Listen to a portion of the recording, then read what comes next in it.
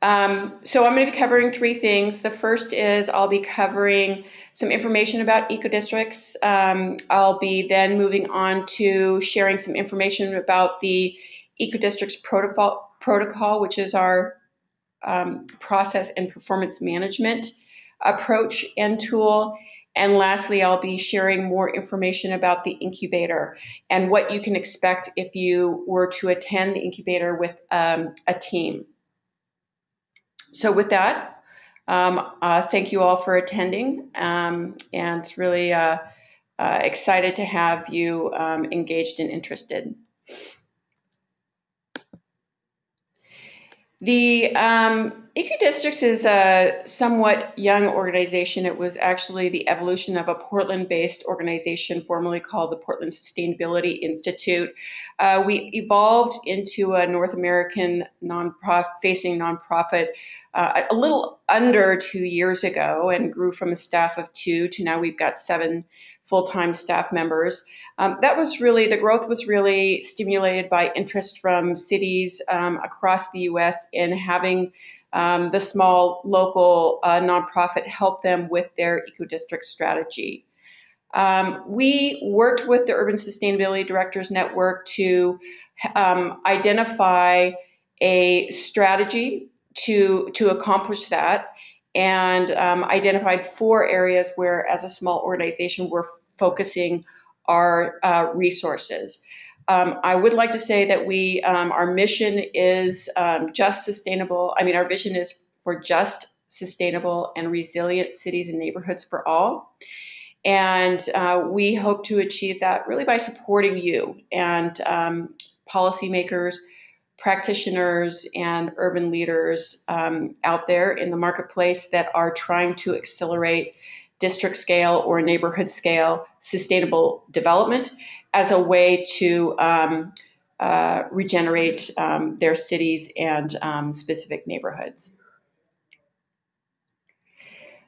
We are creating the EcoDistricts Protocol. It's really the evolution of the Portland-based EcoDistricts framework that we tested in 5 pilot neighborhoods in the city of Portland. We have been working with a 105-member National Advisory Committee to help us evolve that into a tool that will reflect the context of the diversity of different types of neighborhoods and different communities and cities. That's well underway, and we anticipate that we'll be launching the version 1.0 this fall or winter, and we'll have the full program up and running in early 2016. We are testing the EcoDistricts Protocol through our Target Cities pilot program. And the pilot program is designed to provide, it's a 2-year immersion program designed to help a set of neighborhood or district scale projects in a diversity of cities to both test the protocol and help us refine that during this process, as well as to help them accelerate their district scale sustainable development projects. We're working with 10 projects in 8 cities. Those 10 projects represent about 1,500 acres of urban regeneration and, frankly, billions of dollars of investments that will be going into those neighborhoods. The cities that we're working with are Los Angeles, Atlanta, Austin, the District of Columbia, Denver, Ottawa, Canada, Boston, Cambridge. I think I covered them all. And then the last thing that we're doing to help accelerate district scale sustainable development is really to create a network of leaders, and that would include all of you on this call. As you know, if you want to move the needle, you have to bring people together, provide the information and the knowledge that they need, create a network for peer sharing and peer learning, And that's really what's going to stimulate change in the marketplace. We've got a number of programs that are helping us to create a network of leaders. The Incubator is one of them, and it's been a very successful program for both the projects that attend as well as EcoDistricts as an organization. We've also got our annual summit, and I see from some of you on the call today that you have either been intimately involved in helping us to plan and host a summit, or you have attended the summit.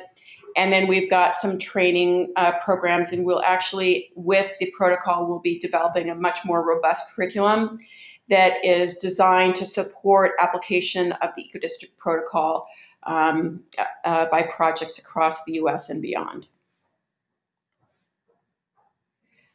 We really believe that to be successful with urban regeneration, we need a new model for delivering projects, a model that takes into consideration the advancements that we can make if we start integrating smart and green infrastructure with high performance green buildings and robust community engagement and community-led programs. It's really the delivery model that we're looking at and that we embrace is really a collaborative model where we're bringing all of the key stakeholders to the table. Those key stakeholders are entering into a collaborative agreement, and they are pursuing specific defined goals and objectives and leveraging their combined action or collective action to achieve their long-term outcomes. The EcoDistricts Protocol is our tool to help facilitate that new model of urban regeneration. The types of projects that the protocol was designed to support are the redevelopment of existing neighborhoods in our cities, brownfield redevelopments, business districts, institutional campuses, as well as industrial lands. These are neighborhoods that are in the urban context.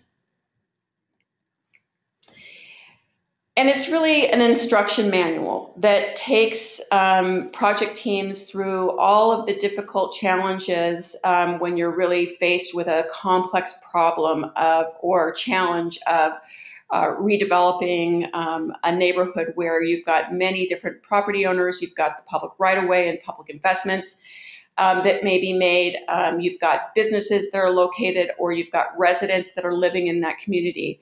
And there's always, a diversity of perspectives and visions, as well as oftentimes competing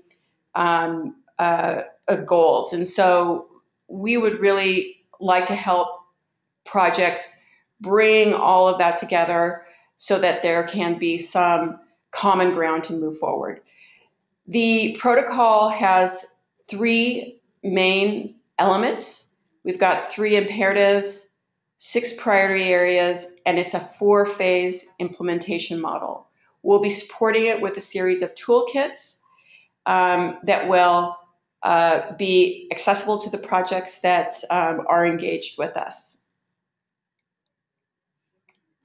And I'm sorry, I have to say that we are in the process of updating the protocol, and we actually have 3 imperatives. 2 are shown here, equity and resilience, and we recently added climate as the 3rd imperative.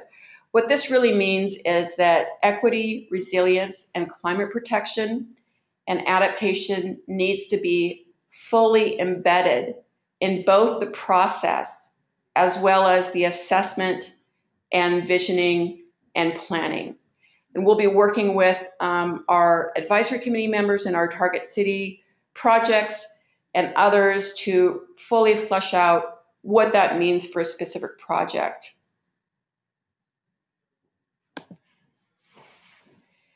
The 4 phases of implementation are not linear. We understand that projects may be entering into the different phases at one point or another.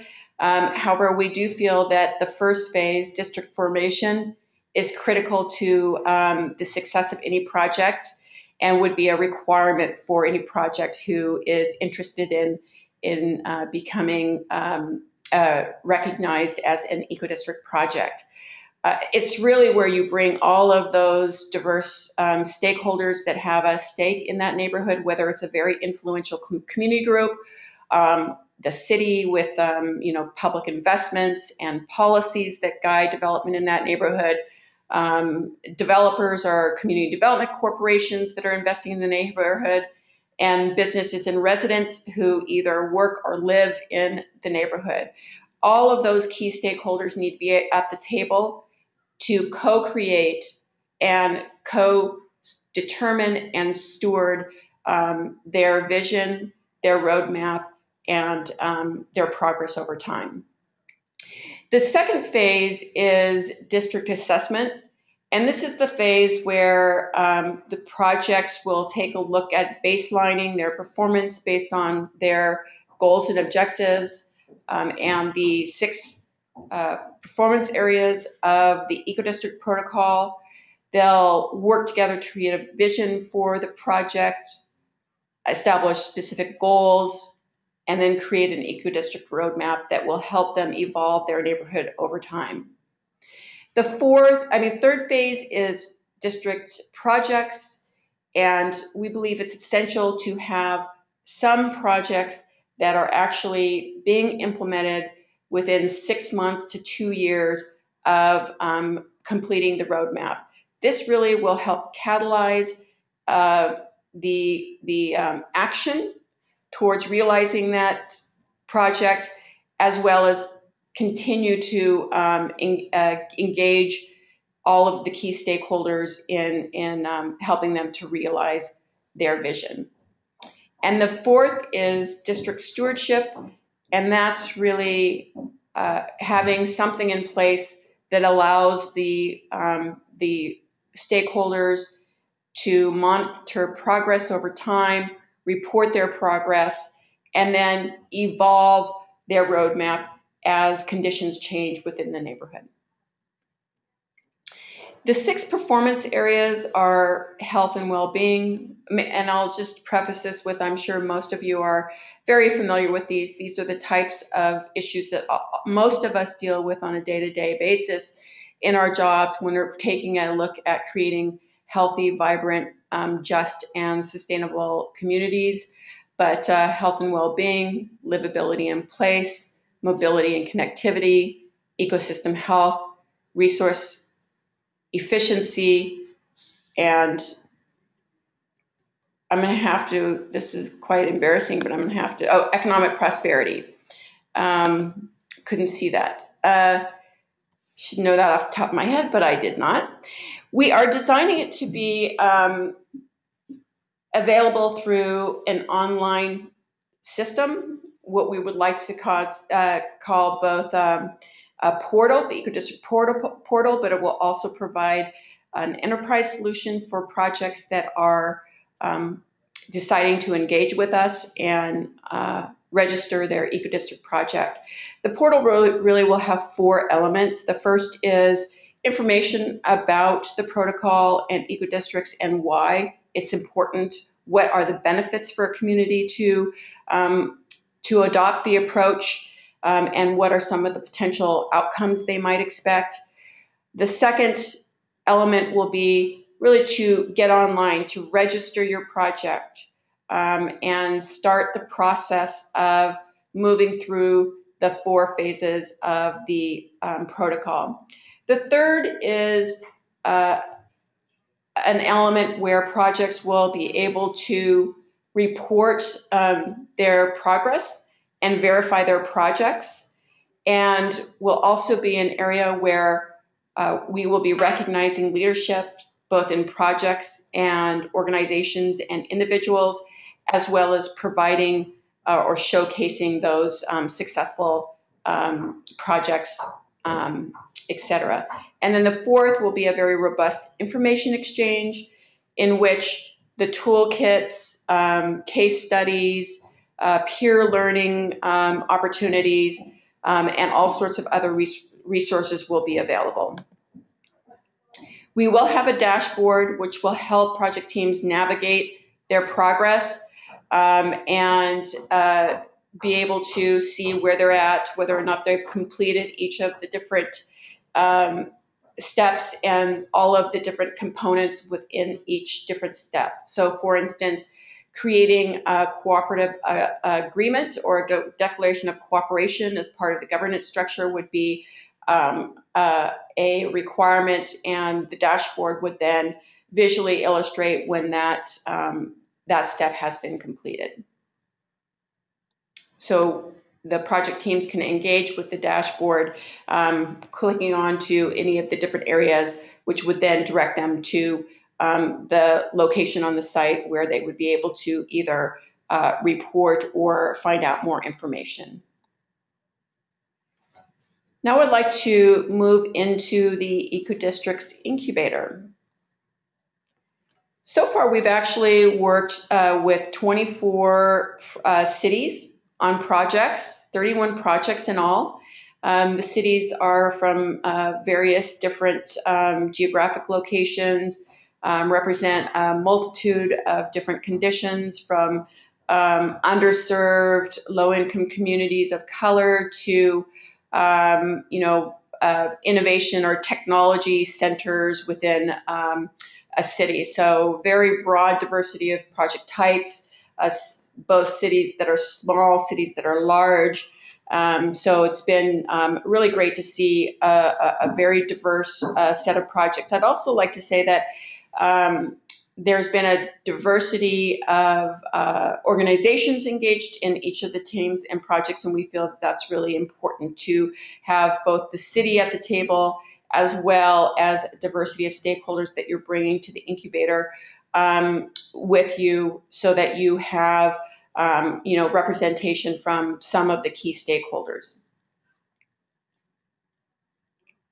I'd like to just share some progress that some of our incubator projects have made since attending the 3-day intensive peer learning program.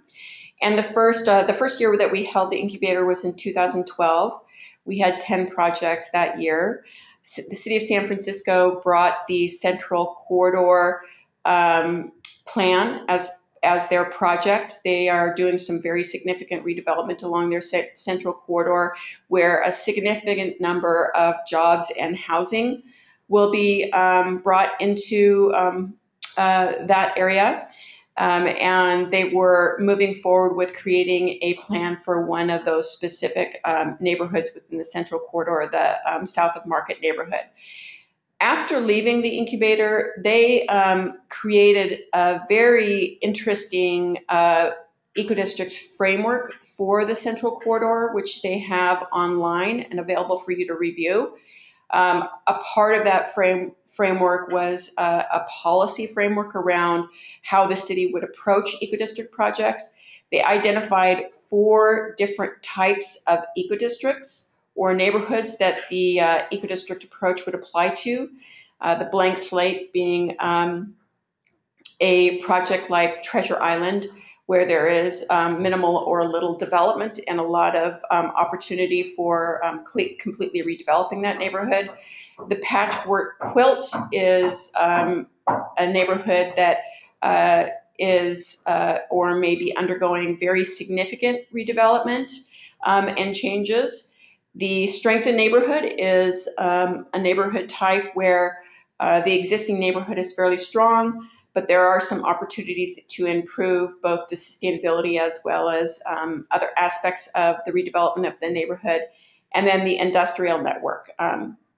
They have then taken that framework and formed an advisory committee or a task force to help narrow in on creating an EcoDistrict roadmap for their central South of Market EcoDistrict.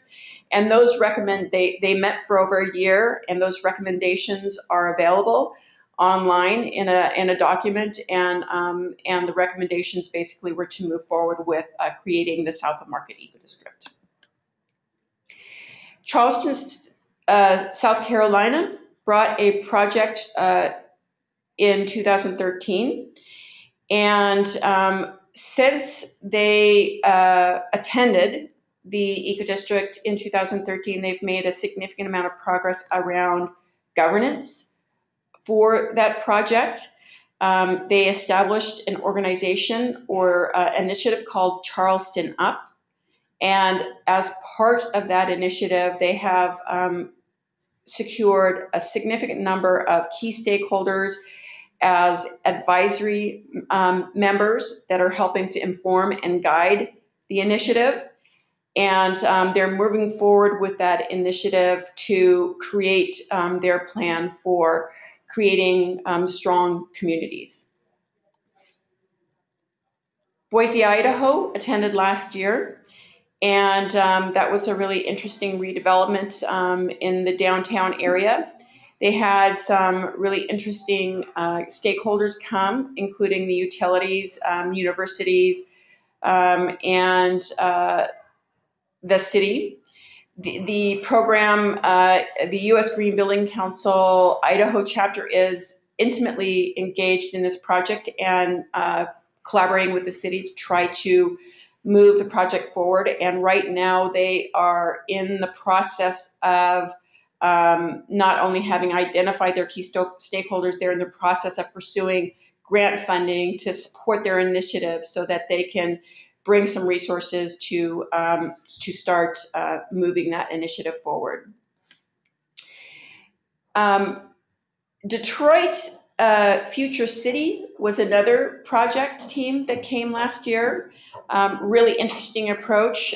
They are a program, Detroit Future City is an initiative for Detroit to try to figure out really how to address the decaying neighborhoods in Detroit and create very vibrant, resilient, and sustainable communities within those neighborhoods. Their team was, participation was funded by the Kresge Foundation. And what they wanted to do was figure out how they could bring together a set of collaborators that could support all the neighborhoods in Detroit in actualizing their vision for creating a sustainable community or an eco-district. They flushed out what that would look like during the incubator and then left and have spent the last year really bringing together the key stakeholders and creating their technical assistance program.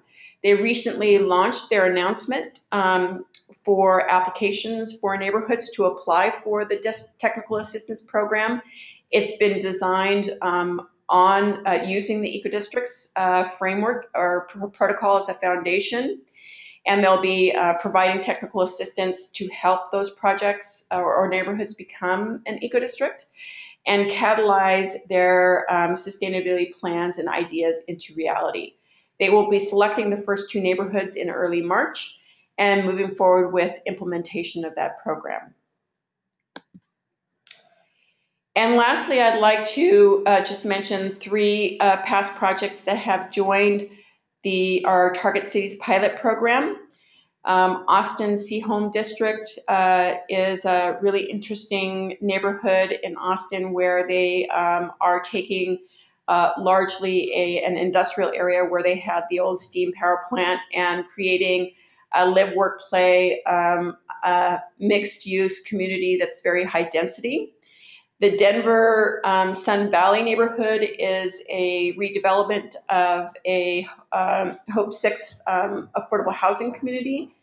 And it's adjacent to the stadium and across the river from, although very close to the downtown. So they're taking a look at some connectivity issues as well as creating a very vibrant community for the residents. And then Cambridge's Kendall Square is their innovation district right downtown and includes the campus of MIT.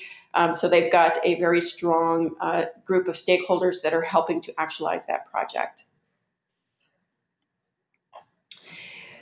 The 2015 EcoDistricts Incubator is scheduled to be held again on May 18th through 20th here in Portland.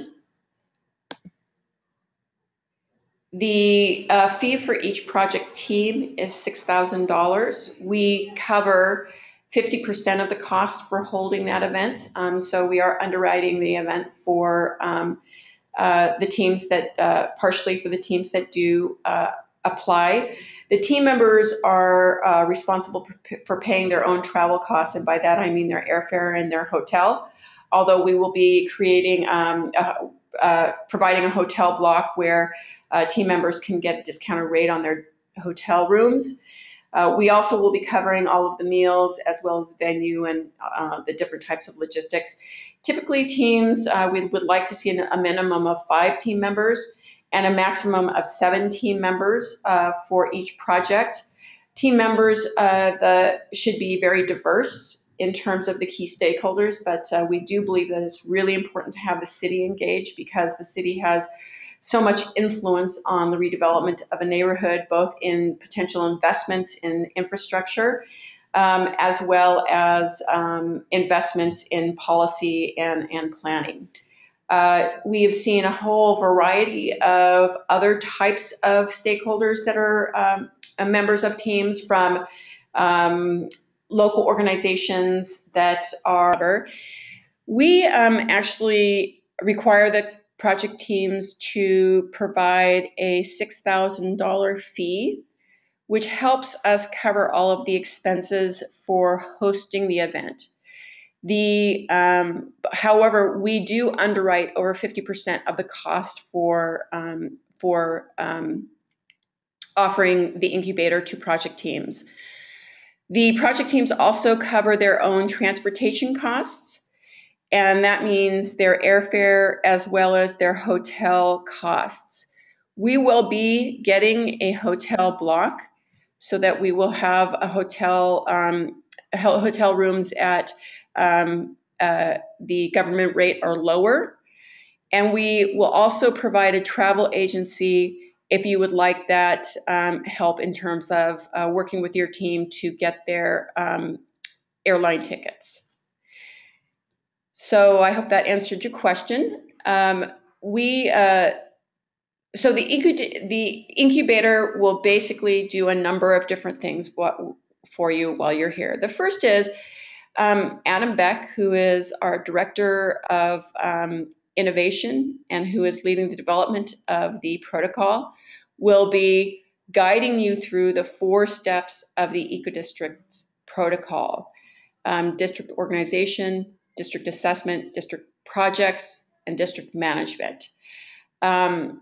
During that, he'll give you information so that you really understand what is involved in each of the different phases.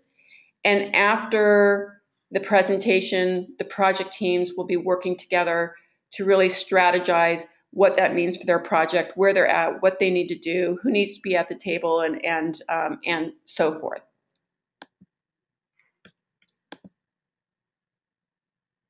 Each team will be provided with an expert, during the incubator, we also invite expert faculty to present information on issues that are relevant to the selection of project teams that will be coming to the incubator this year. So last year we had expert faculty that were presenting on engaging diverse communities, collaborative governance, policy, green infrastructure, district energy, advanced green buildings, last mile mobility, and local food systems. We really take a look at each of the different projects that we'll be attending. We try to understand what their challenges are, and then we build the faculty based on those as a group, those challenges that we discover from the projects that represent the group overall. We also have within the agenda a set of tours that attendees will be able to go on, and the tours will take you to see some of the innovative strategies in Portland. We have tours that show integrated green infrastructure that includes both the green infrastructure in the public right-of-way, and the public spaces like green streets and bioswales. We've got some green roofs that you can visit as well. We've got some a tour that highlights innovative initiatives to help build the local and green economy here in the city of Portland. A tour on neighborhood revitalization that shows a district and shares the history of that district, taking it from an underutilized neighborhood to a very vibrant neighborhood. And then some transportation, a tour that really shows multimodal transportation and access. And so lots of great opportunities to get on the ground, experience some leading edge practices here in Portland, see how it's changing the fabric of the community, and get a sense for how that feels. What's really important are the team work sessions. Each team will have ample time to, after each presentation of each phase, to roll up their sleeves and build out, a draft outline of their roadmap. What does that fit? Where are they in that phase? What do they need to do? How do they need to start? What are going to be some of the challenges? What are the opportunities? And it's a very collaborative working session amongst each individual team. Each team will be provided with an expert facilitator. Our facilitators have been doing this with us for a number of years. They know how to support each team and help the dialogue progress, and help you to make sure that you're very successful with your anticipated outcomes for the event.